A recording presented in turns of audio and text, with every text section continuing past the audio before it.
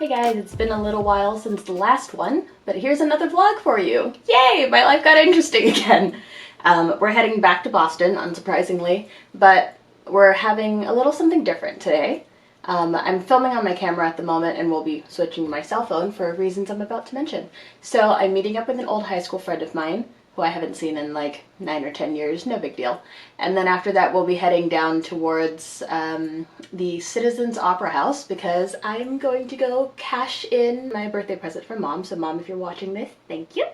And the birthday present was a ticket to go see Lion King on Broadway. It's in Boston, but it's still Broadway, so whatever. So hence the outfit, the look for today. I'm excited, in case you couldn't tell.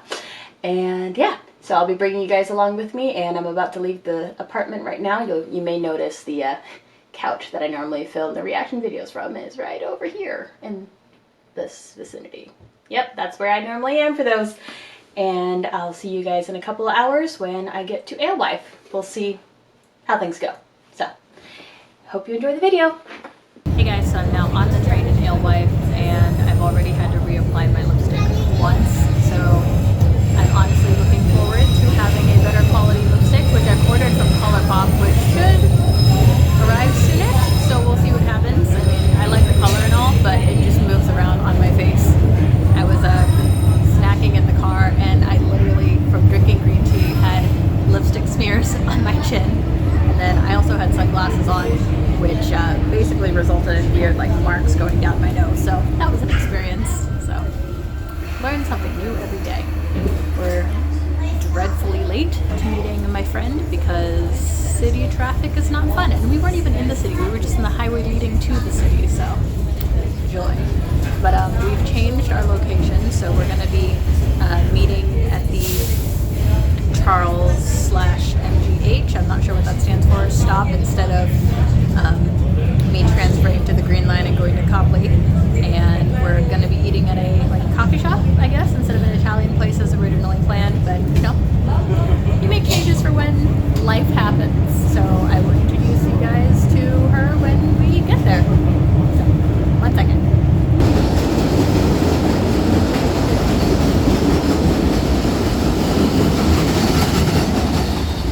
So by some miracle, I managed to get here before my friend.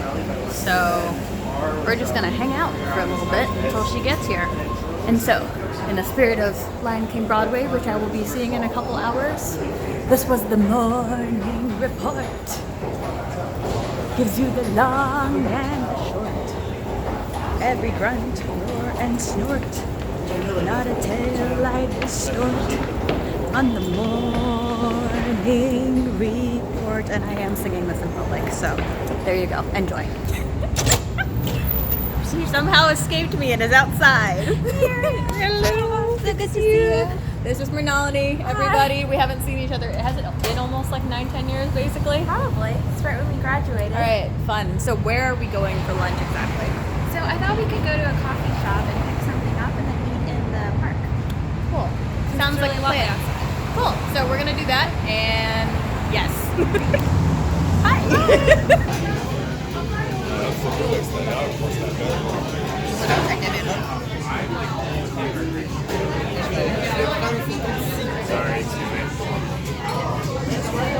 Here's a ridiculous number of pastry options. Oh snap, is that tiramisu? It is. Oh dear. Mrinalini made the mistake of giving me options. This is a bad...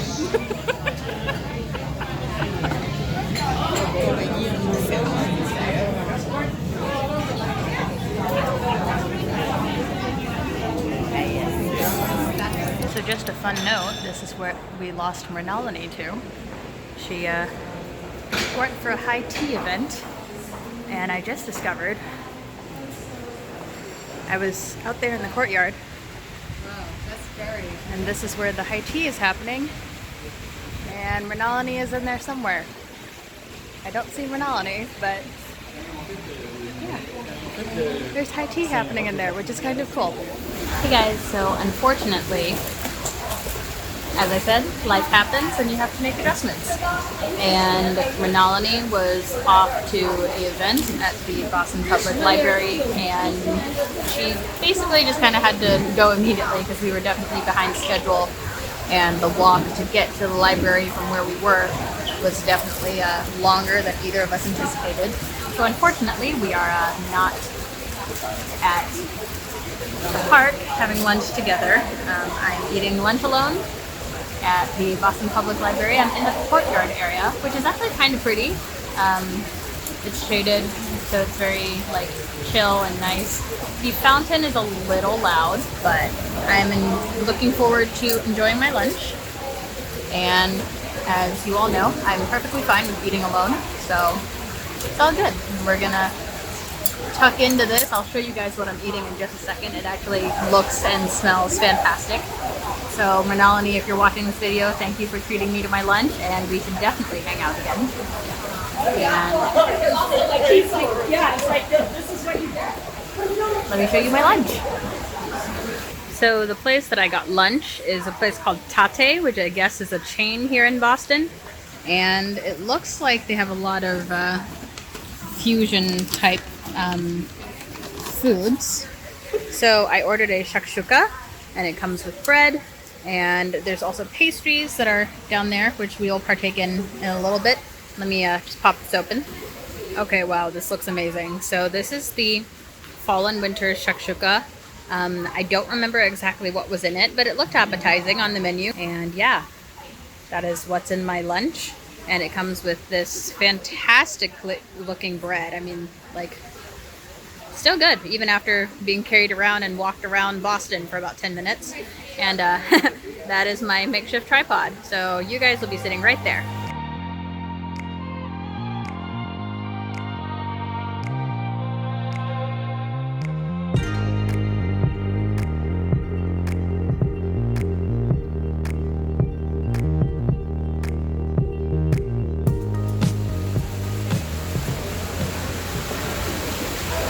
We just go in for a big old bite.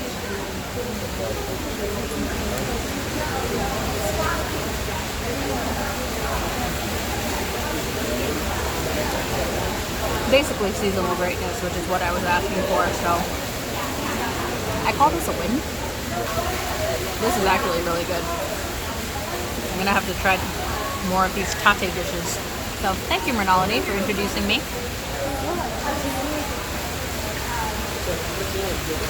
There was definitely a more elegant way to execute that, but it's food. I'm not thinking at the moment.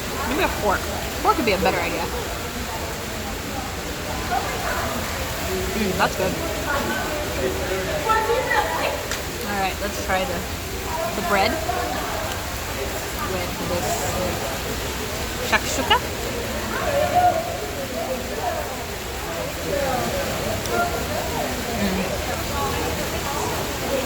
I mean, this is delicious.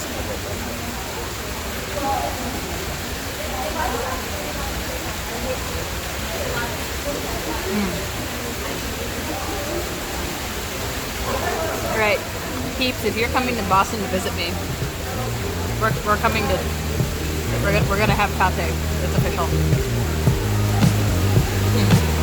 This is excellent.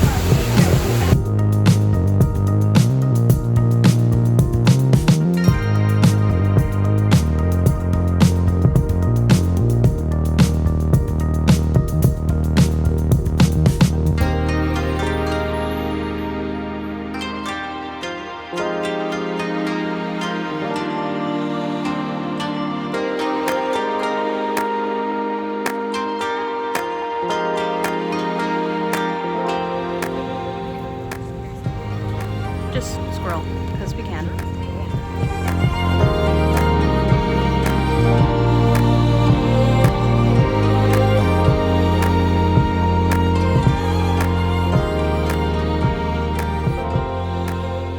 So this is the Citizens Opera House. There's a show I'm going to be watching. Let's just pop in here before it gets a little crazy with people, and maybe we can take a look around.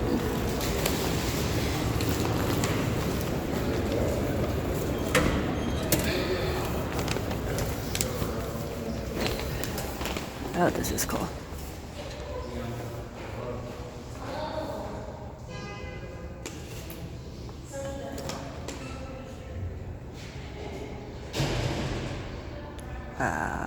This is really pretty.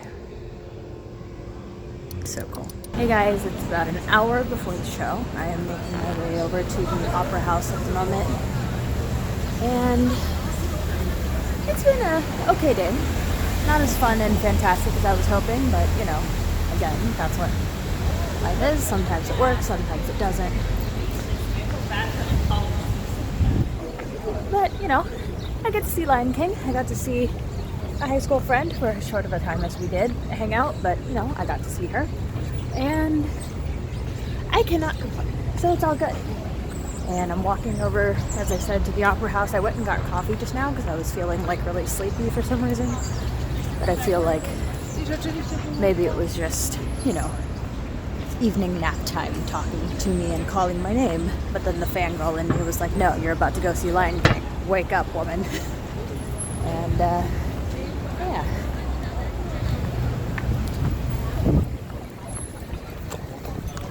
Oh, I don't know why I went here. Yeah, so see the Opera House. So we're gonna go and head in that direction. There it is. Citizens Bank Opera House. I kind of like the detailing on the building, just looking at it from this side. I didn't really pay attention to it earlier when I walked in and just trying to get a shot of the interior, but the outside looks pretty cool. All right, here we go. Time to go see Lion King. It's iconic, and we gonna do that, and it'll be amazing. So I've officially made it to my seat. It's still pretty empty right now. I think people are just now starting to trickle in because the doors opened not too long ago. For those of you who go to Broadway shows and, you know, different things that require theater seating and whatnot, I'm curious to know what your strategy is. Mine is go a little higher so that at least you can see the whole stage, because nothing pisses me off more than getting a seat where I think it's good and then being blocked. Yep. And my other strategy is to avoid having people in front of me, which in this case today worked out really well. I am literally in the seat in front of the rail, which means no one's going to be right in front of me, which is great. So this is the view from my seat, which is pretty awesome. I'm excited. There are some drums in this balcony over here and also over here, and I'm hoping that that means that those will be used, because that'd be cool. But if not, just noting there are drums. So the makeup and the shirt are clearly good fashion choices. I overheard more than one person commenting to other people as they were walking into the theater about how they liked my makeup being on brand with Scar, and someone literally was bringing up to their girlfriend that they thought my shirt was awesome, which was funny because I was literally walking right past them. And then at the Lion King merch table, they were actually selling a shirt that had a silhouette of Broadway Scar with the same quote that my shirt has, which is the I'm surrounded by idiots. And I walked past the merch table, and the lady that was selling merch that was literally wearing that shirt looks up and goes, oh my god, we have the same shirt, but yours is like the cute version. I looked at her and I said, yeah, and this is the one context where wearing a shirt like this is work appropriate. So that was good fun. This is what it looks like at the moment, which as you can see is pretty packed. There are people in the drum balconies. I repeat, there are people in the balconies. Okay, so we're officially in the intermission, and just some preliminary thoughts from the first half. I was feeling super nostalgic and emotional through the whole first opening act of Circle of Life, and I mean, if you love Lion King, you understand it's amazing. The puppets are like next level freaking epic. And I have so much respect for the actors and how they're able to like pull off the like different animalistic behaviors with like some of the puppets. Like for example, the cheetah, like the actress is like so languid in her movement and like being very careful to like keep her legs and everything like very cat-like, and you know, like just stretching and like even, you know, like there's a movement where the cheetah will use like her paw and like go behind your ear. It's very cat-like. They had it at the ground level, and I'm in the balcony, so I didn't see it, but like they had the elephants like coming up, and it was like this epic moment. The giraffes were like guys on stilts, and that was freaking cool. They had a bunch of other animals too, and it was just really, really awesome to see like the artistry and the technique and just the attention to detail of really making this as animalistic as possible, but like you're not really like taken out of the moment and thinking like, oh, these are humans. Except for like a few moments where like it's meant to be a joke that the puppet and the human are separate pieces, such as with Zazu, where, you know, bird Zazu is blaming human Zazu for certain things and whatnot. So that was really cool. Let me see. The only thing that I am not as, or rather, the only thing that I'm a little bit disappointed about is that they left out the morning report, because I was kind of hoping to see that live, but, well, you know, you give some, you take some. And, okay, so obviously I'm wearing Scar-inspired makeup. I have a Scar shirt on. I like Be Prepared. And the Broadway version of Be Prepared is the most amazingly, like, equal parts, like, villainish and also kind of comedy, because the hyenas just look so ridiculous, but it's like a comedic terror.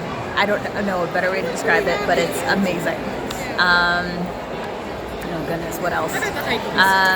The transition from young Simba to older Simba. I was thinking that like mist would come out or something like that. No, like they literally just had they had young Simba exit, and then big Simba literally swung in on a rope, and that was cool. Yeah, I'm looking forward to it. There were a couple of like extra songs that I wish had been like on the soundtrack, like where they were mourning the death of Mufasa and Simba. There's like this little tidbit where Nala, Sarabi, and Rafiki are mourning their deaths, and they're singing something, and I just wish that had been on the soundtrack, because, you know, it sounded really cool.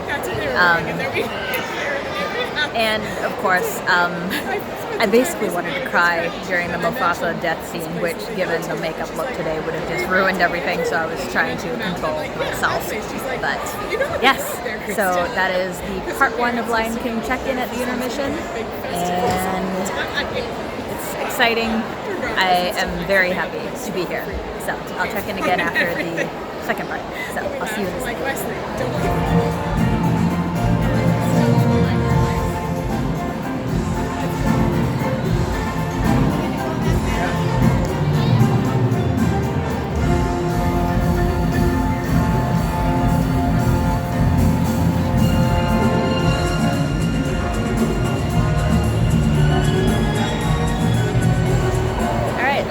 Talk to you guys for a little bit since the show is over and I'm waiting for people to clear out because I don't like standing in line. So, where to start? The beginning of part 2, song 1 by 1, and they were going from like how the Pride Lands were prosperous to like Scar's reign. I thought was really, really cool. They had this whole thing of like there being a hole in the bottom of the stage, and then they were able to have like the water hole go from like bountiful and blue and that sort of thing, and gradually kind of like sucked it away as the music was getting more and more like depressing and dead and everything, and like they turned the water gray with the lighting, and then like the cloth that they had for the water hole just kind of got like sucked away into the hole, which is really cool. The part that was a bit confusing was after Simba's realization of like, oh, you know, I am still my father's son despite all of the trauma that I had as a kid, and, you know, I should go back. They suddenly had all of the, I would assume like their birds, or maybe just, I don't know what the situation was, with the 1 by 1 song. I'm assuming they're birds, because they had a lot of actors standing even up in the balcony with like, you know, the bird things that were flying around. And they were on stage and suddenly like came out to sing with him, which was like cool musically, but then like visually it was a bit confusing, like, okay, why are there suddenly all of these additional characters on the stage with him? Like, I get it's a big moment, but it was a little confusing. Unfortunately, just because like it is theater and, you know, like you kind of had to keep things animalistic, the fight scenes just were not like as dramatic. I would say probably like the best part after the you know, initial confrontation of like, oh, you know, Simba's alive and all that, basically everything after that part I was not as thrilled with, and it was kind of like, oh, okay, like I guess that's like the awkward translation from screen to theater. But the kind of ascension of Simba from, you know, the going up Pride Rock and everything, like the music was very dramatic and the acting was very well done, and it's literally like the most dramatic way anybody will go up the stairs ever. So that's my closing thought. All in all, Lion King was awesome, and if you haven't seen it yet, you should.